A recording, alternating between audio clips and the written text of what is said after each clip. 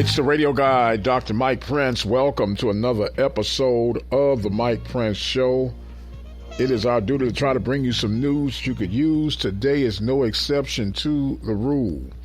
Follow me on Twitter at the Mike Prince Show. The YouTube channel is the Open Mic Broadcast Network. Of course, you can join us on the website at obnradio.com.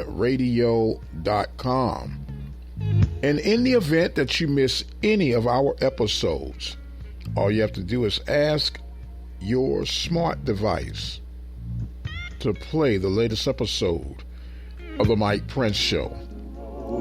And without any further delay, we are going to jump right into today's episode.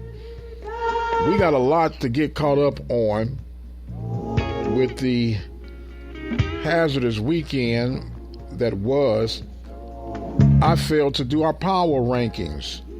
So we'll start off with the power rankings on today. Of course, number one is going to be Jackson State.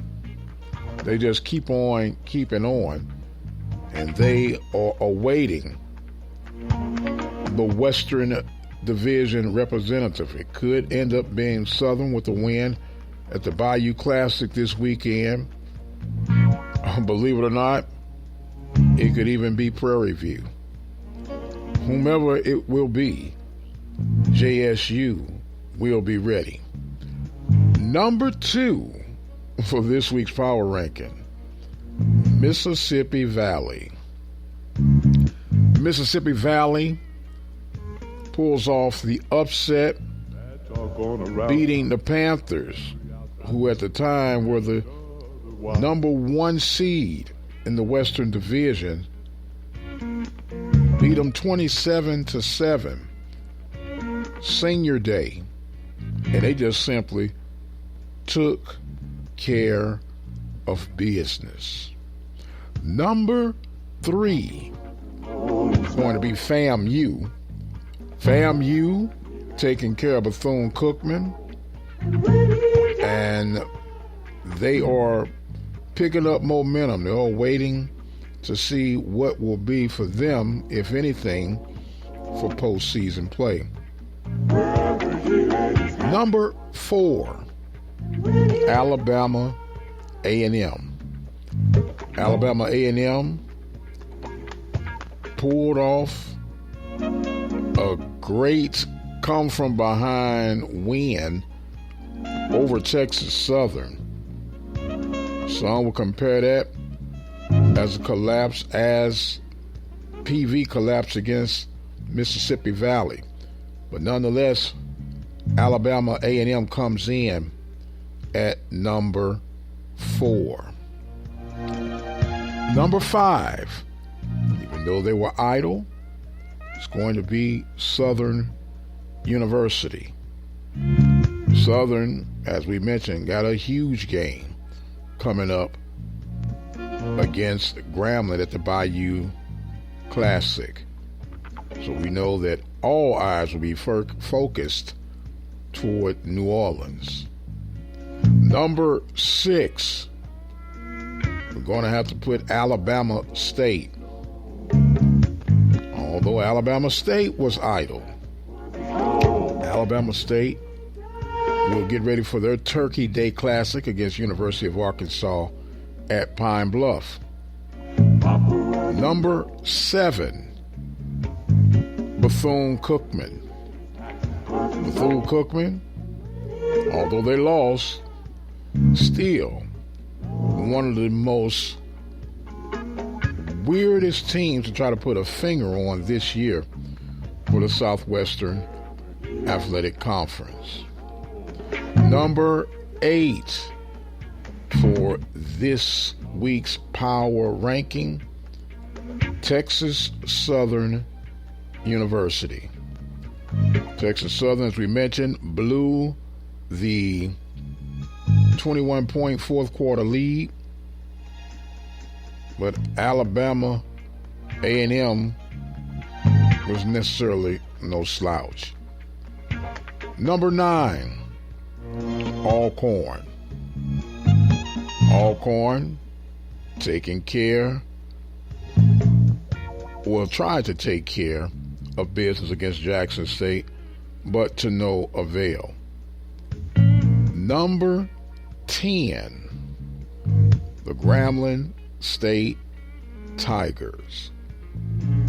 Although Grambling, they were idle, they too have a lot to say for this weekend's matchup against the Jag Nation, Southern Jaguars.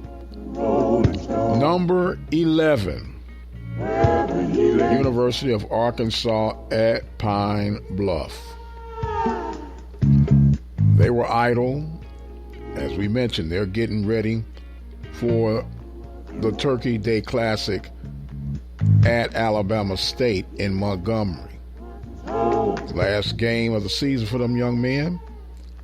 Let's see how they finish up. And number 12 for this past week's performance is my beloved Prairie View A&M University Panthers.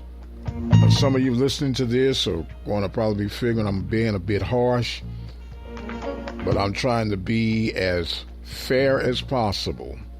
The Panthers definitely had an out-of-body experience this past weekend, not performing as expected, and because of the non-performance of the Panthers is why they're at number 12 in our power rankings for this week.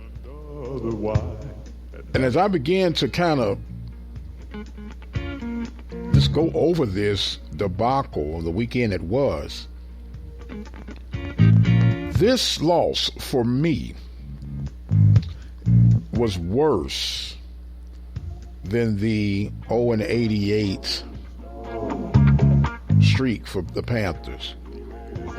Well, Prince, how could you say that when they finished 6-5 and, you know, a winning season for Coach Bubba McDowell in his inaugural season?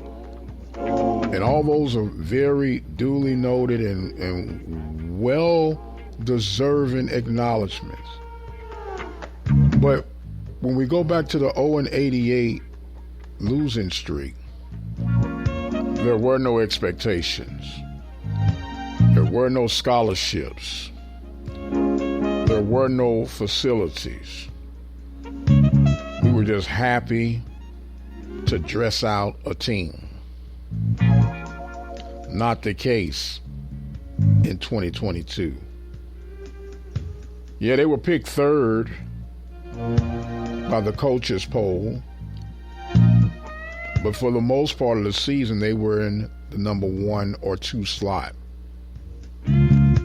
And to end potentially your season the way it ended had to be, in my opinion, one of the hugest falls from grace.